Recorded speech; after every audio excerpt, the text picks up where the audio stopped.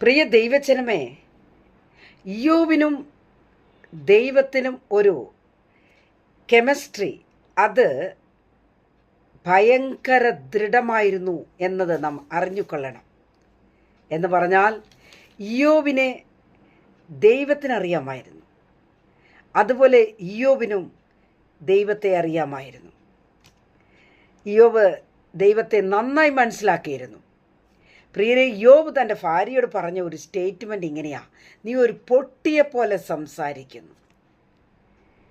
ഇയ്യോബിൻ്റെ ഹൃദയത്തിനുള്ളത്തിനാഴത്തിലിരുന്ന ഒരു കാര്യം, എൻ്റെ ത്വക്ക് ഇങ്ങനെ നശിച്ച ശേഷം ഞാൻ ദേഹരഹിതനായി ഞാൻ എൻ്റെ ദൈവത്തെ കാണും.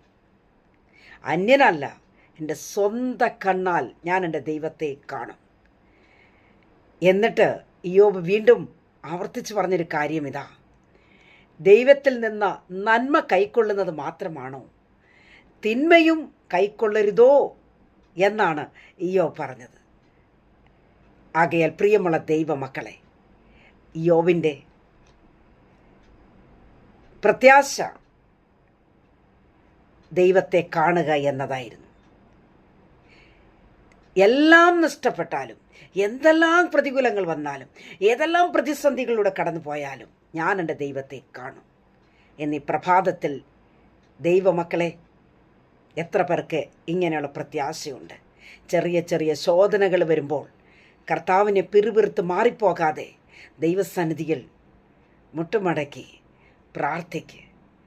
ദൈവത്തിൻ്റെ സന്നിധിയിലേക്ക് അടുത്തു വാ മകനേ, മകളെ.